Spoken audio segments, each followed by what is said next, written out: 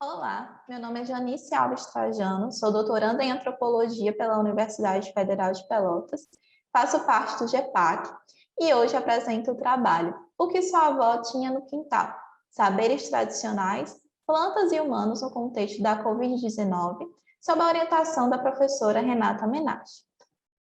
O trabalho é desenvolvido em um sítio em transição agroecológica no sertão nordestino. A agroecologia é um modelo de cultivo que busca não utilizar insumos externos, principalmente fertilizantes químicos e agrotóxicos.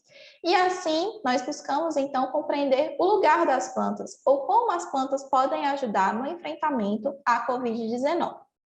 Foi realizado um estudo de caso na comunidade, no sítio em transição agroecológica, e foi utilizado principalmente para esse trabalho o método de entrevista, realizado com uma rezadeira que é referência para a comunidade.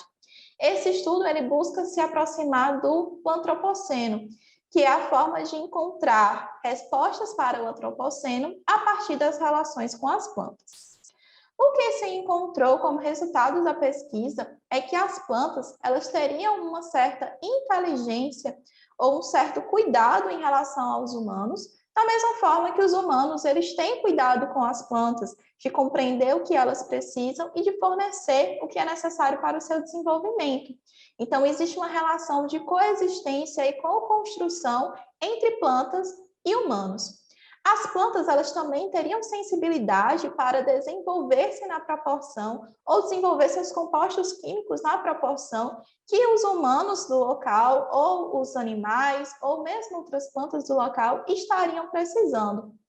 Então, existe uma possibilidade de fazer o diagnóstico de doenças a partir da observação das plantas. E a forma de tratamento também que elas podem ser utilizadas é da mais diversa, tanto a partir de chás, banhos, rezas. Então, as plantas elas vão ter esse papel, não somente no contexto da Covid-19, como também de outras doenças.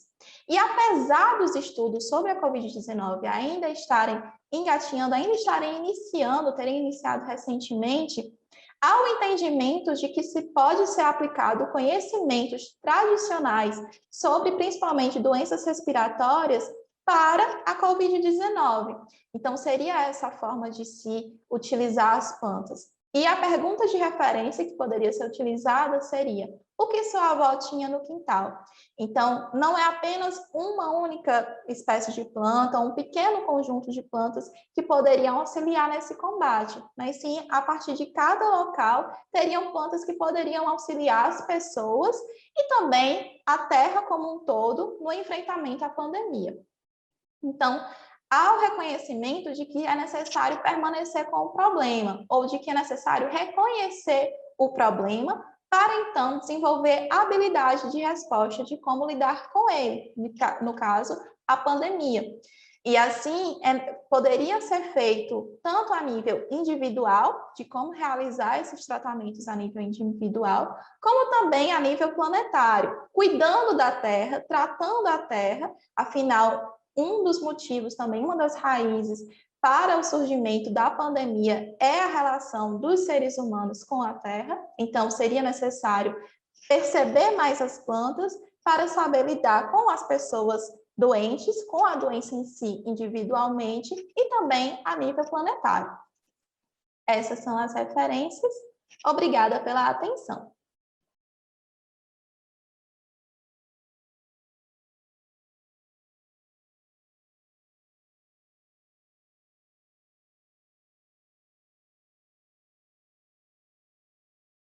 Bom dia ou boa tarde a todos e todas. Meu nome é Fernanda e eu atualmente sou doutoranda do programa de pós-graduação em Educação da UFPEL, sob orientação do professor Mauro Delpino. Professor Mauro Delpino que já me orientou no mestrado e agora nós seguimos juntos nessa caminhada no doutorado. Eu vou apresentar então este trabalho que foi escrito especificamente para o IMPOS, mas que na verdade ele é uma síntese da minha dissertação que foi defendida aí em 2019, que tinha como foco central investigar a gestão escolar no município de Pelotas, na rede municipal de Pelotas. Enquanto o problema de pesquisa, então, o intuito era compreender quais práticas de gestão escolar eram encontradas nas escolas e o impacto destas práticas na qualidade da educação. E enquanto objetivo, né, para atingir então a resposta desse problema, ou pelo menos tentar responder este problema, nós tínhamos como objetivo compreender como é que as equipes diretivas se organizavam, se preparavam para o exercício da gestão e de que forma as ações que eram encaminhadas por elas impactavam no dia a dia dos professores, da escola, dos alunos. E, enquanto, né, um segundo objetivo, não menos importante, era entender se essas práticas de gestão, se elas eram coerentes com o que preconiza a legislação e os próprios documentos do município que encaminham para a gestão escolar democrática, ou se a perspectiva encontrada era afeita a outras perspectivas, aqui no caso, a nova gestão pública. Enquanto referencial teórico, então, eu elegi esses 5 autores, né, como a base para poder apresentar para vocês, mas naturalmente outros tantos autores foram trabalhados, mas aqui eu elejo Libânio, Vitor Paro, Ângelo Ricardo de Souza, professora Dalila Oliveira e o professor Álvaro Hipólito, que foram 2 autores importantes para eu entender melhor as questões referentes à nova gestão pública. E alguns conceitos importantes foram trabalhados ao longo da dissertação, outros além destes, mas centralmente a diferenciação entre gestão escolar e gestão educacional, né? A educacional enquanto macro, que vem do MEC, das mantenedoras, das redes, e a micro, né, no universo menor, que é a gestão que ocorre dentro das escolas. O conceito de participação, que eu me apoiei muito no professor Vitor Paro, que ele traz os condicionantes internos e externos que possibilitam, né, ou dificultam a participação efetiva, que é um dos pilares da gestão democrática, e, naturalmente, o conceito da nova gestão pública, para entender um pouquinho os movimentos que foram encontrados dentro das escolas. Os principais achados, então, né, poderia ficar um tempão aqui falando, mas elegi esses como centrais. Primeiro deles é que, sim, a proposta de gestão que foi, de fato, encontrada nas escolas é uma proposta afeita aos princípios da nova gestão pública. Então, a busca desenfreada por resultado, ranqueamento, preocupação excessiva com o IDEB, a lógica do setor privado sendo inserida dentro do público. Isso ficou muito claro também na perspectiva trazida pelas gestoras no sentido de como que a SMED acaba direcionando o trabalho, né? Então, uma delas ainda brincou que elas são orientadas por e-mail, que diariamente eram chuvas de e-mails, né? E o termo que eu usei ali é o termo que elas mesmas trazem, né? Que é o estrangulamento, o cansaço em função de uma demanda excessiva diária, burocrática, que afasta um pouquinho as equipes diretivas do aspecto pedagógico em si, que é o carro-chefe da escola. Então, não conseguem parar para pensar em formação continuada, não se tem espaço para discussão de outras práticas, as orientações vêm de cima para baixo e as equipes diretivas acabam se tornando executoras, né? Então, tem essa angústia das equipes em relação ao aspecto burocrático, essa busca desenfreada por resultado, o que passa, né, isso é repassado diretamente para os professores. Mas o que fica de bom dessa dissertação, que eu sempre gosto de terminar de forma otimista? Que na concepção dos professores que responderam ao questionário, a gestão escolar ela impacta, quer seja positiva ou negativamente, né? Então, quando eles relatam que estiveram sujeitos a práticas democráticas, os momentos em que conseguiram construir melhor a proposta da escola de forma coletiva, isso trouxe um impacto positivo para o seu dia a dia da sala de aula e, consequentemente, isso respinga e chega lá nos alunos. Então, a gestão escolar ela é de fundamental importância, ela impacta sim, e desde que ela tem um caráter democrático e não afeita aos princípios da nova gestão pública, que foi a lógica encontrada nas escolas. Finalizo agora com esse último trecho da minha dissertação, que está aqui do ladinho, mas que a mensagem é que possamos então instituir práticas de fato democráticas de gestão, para que a escola possa ser um lugar da e para a diversidade econômica, cultural, social, racial e de gênero, porque eu acho que esse é o caminho para a gente construir uma educação pública de qualidade. Obrigada.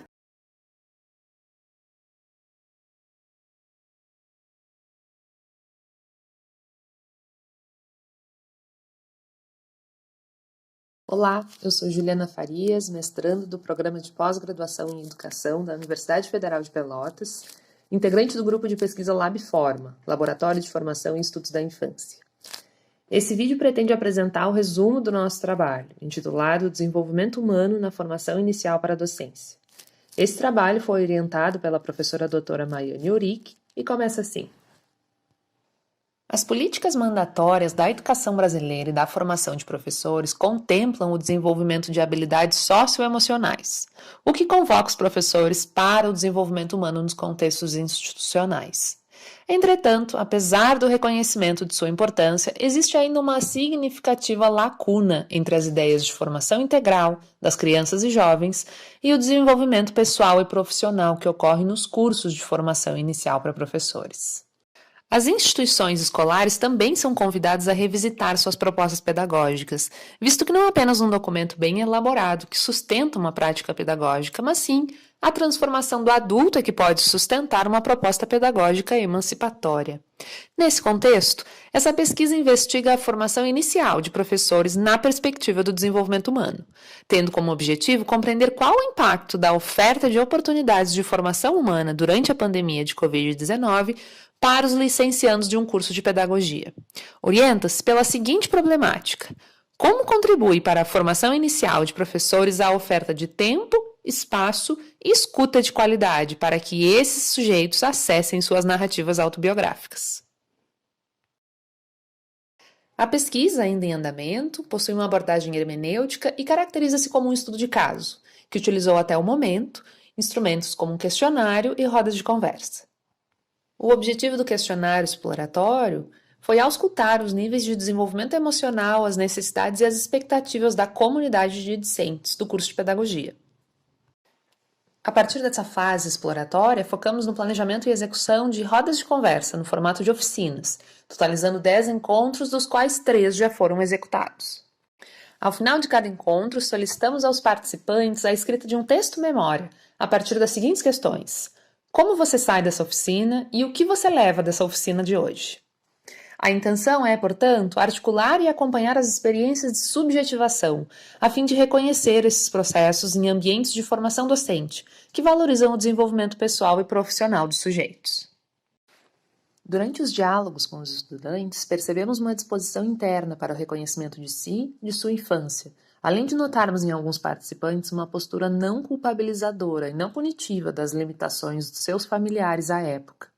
Além disso, analisando os textos memórias, um acolhimento da proposta e uma necessidade de conversar sobre as temáticas de si foi identificado. Segundo Christopher Day, ensinar bem é um trabalho complexo que exige muito tanto do coração e da alma como da mente, sendo poucos os trabalhos que têm tais níveis de exigência. E conforme Oliveira Formosinho, precisamos desafiar os formadores a serem profissionais de desenvolvimento humano, sejam eles educadores de crianças pequenas ou de adultos. Em consequência, a formação de formadores torna-se uma prioridade. Até o presente momento, a pesquisa tem indícios que reforçam a importância das práticas de desenvolvimento humano para os estudantes de pedagogia. Assim, identificamos a autoformação humana como fundamental nos cursos de pedagogia para que os licenciandos possam produzir reconhecimento de si e do outro, ressignificando suas narrativas autobiográficas e tecendo os fios de uma experiência formativa comum. Era isso, pessoal. Obrigada.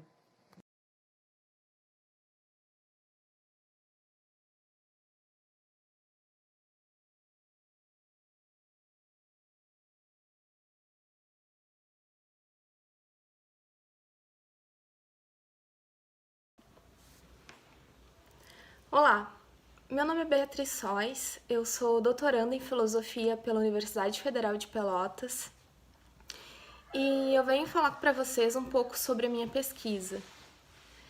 Eu submeti um resumo para o evento do Empósio 2021 com o título Diálogo entre a escrita filosófica nietzschiana e o romance metafísico de Beauvoir. Por quê? Na tese que eu venho escrevendo desde 2019, eu estou tentando demonstrar que a filosofia de Simone de Beauvoir, uma existencialista humanista, ela deve muito para a crítica à tradição moral cristã elaborada por Friedrich Nietzsche na modernidade. Frente a isso, é importante a gente destacar que esses autores eles estão postulando, por assim dizer, que o homem enquanto ser humano, ele é soberano da sua vida. Então, eles substituem a ideia de valores tradicionais, prontos a priori, que seriam adquiridos pelos indivíduos desde o nascimento de forma inata. eles estão tentando demonstrar que, na verdade, nós primeiro agimos no mundo para depois termos algum tipo de valoração. Nós precisamos da experiência para conseguir nos colocarmos de forma abstrata também. E eu digo isso porque é muito importante salientar que tanto Nietzsche quanto Simone de Beauvoir, eles consideram de extrema importância trazer na sua escrita e no seu método de pesquisa elementos que vão de encontro com essa tentativa de superação de dogmas abstratos. Então, eu acho interessante a gente pensar que uma linguagem muito técnica, muito acadêmica, de textos filosóficos, ela acaba por nos distanciar cada vez mais do debate com o público-alvo, que seria, né, a sociedade como um todo. E, bom, o Nietzsche, ele escreve a obra Zaratustra, né, que, na sua interpretação, é um compêndio literário de toda a sua teoria. E Beauvoir, por outro lado, ela escreve também de forma literária essas ideias filosóficas que ela defende, e ela ainda demonstra que nós conseguimos passar algumas ideias difíceis de serem compreendidas, ou uma sensação, né, um afeto, por assim dizer, a partir da literatura ou também da poesia. Então, esses autores, eles adotam uma linguagem diferenciada, aforismática, do ponto de vista nietzschiano, e da Beauvoir uma literatura metafísica, porque eles consideram de extrema importância que nós consigamos dialogar com o senso comum. Então, eu, Beatriz, né, agora falando por mim, eu acho relevante trazer isso para que a gente consiga se reinventar, repensar o saber, né? Porque é um pouco anacrônico, né? A gente desenvolver metodologias e talvez linguagens que são muito antigas, foram originadas no passado, né? E frente ao ensino cada vez mais remoto, né, as disciplinas à distância, os professores, eles precisam pensar em novas maneiras de atingir o público-alvo. E aqui eu penso tanto os estudantes, como também, principalmente, a sociedade como um todo. E, bom, eu acredito que seja um debate interessante. Eu espero receber alguns comentários em relação a esse recorte da minha pesquisa, né? Infelizmente, o nosso tempo é muito curto e é muita coisa para falar em muito pouco tempo, mas eu agradeço vocês por terem assistido esse vídeo e convido a todos e todas a conhecer um pouco da filosofia de Nietzsche de Beauvoir. Obrigada!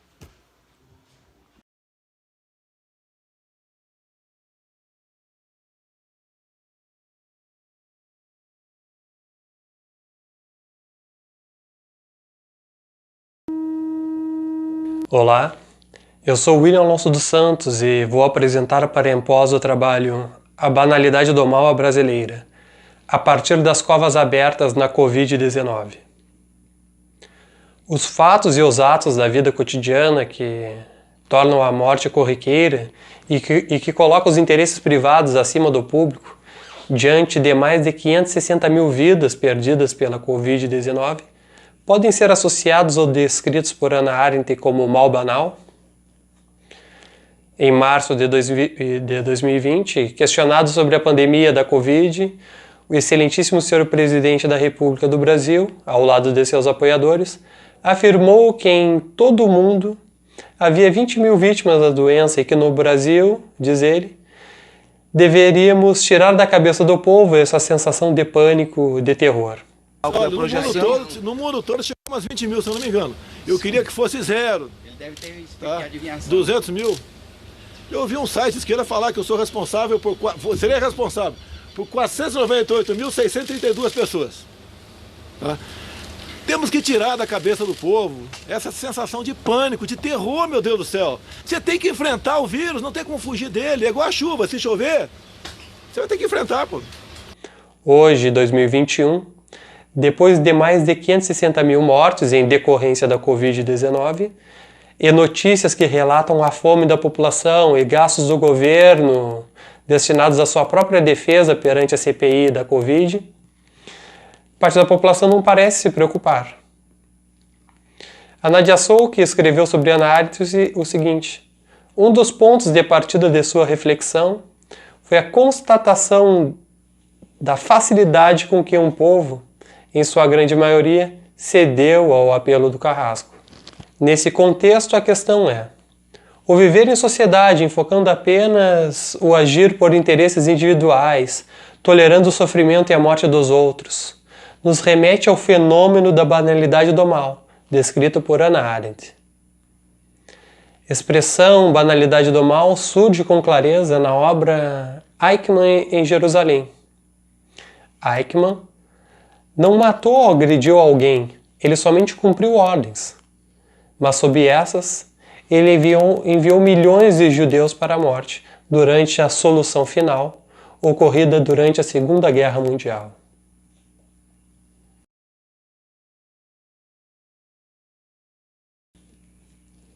O presente trabalho de pesquisa tem seu início a partir da pergunta: diante dos acontecimentos políticos ocorridos no Brasil, os fatos e os atos da vida cotidiana que colocam os interesses privados acima do público, enquanto mais de 560 mil vidas são perdidas pela Covid-19, podem ser associados ao descrito por Hannah Arendt como banalidade do mal? A hipótese geral é de que, a partir dos pressupostos teóricos arendtianos, ocorre um mal banal na vida público-político brasileira causada pelo afastamento do sentimento de pertencimento na pluralidade da vida pessoal do cidadão. Os resultados ainda são parciais, pois a pesquisa iniciou em março de 2021. A partir do estudo realizado da expressão banalidade do mal, desenvolvida por Arendt, é possível entender e até afirmar que a responsabilidade perante as mortes na pandemia no Brasil ocorre por meio da irreflexão daqueles que, mesmo dentro da lei, propagam desinformações, postergam ações de controle sanitário e são passivos em relação à omissão do governo brasileiro na busca de soluções cientificamente aceitas. Parcialmente é possível afirmar que não é necessário que haja uma guerra com campos de concentração e fábricas de morte, como no nazismo, para que ocorra um genocídio. A pandemia que vivenciamos nos faz perceber que as ações de um governo e seus mandatários, que não priorizam a vida, mesmo que ainda não julgados ou enviados para a Haia, são passíveis de avaliação moral e ética, ou seja, de averiguação por meio de legislação e de uma reflexão filosófica. Obrigado a todos e todas pela atenção.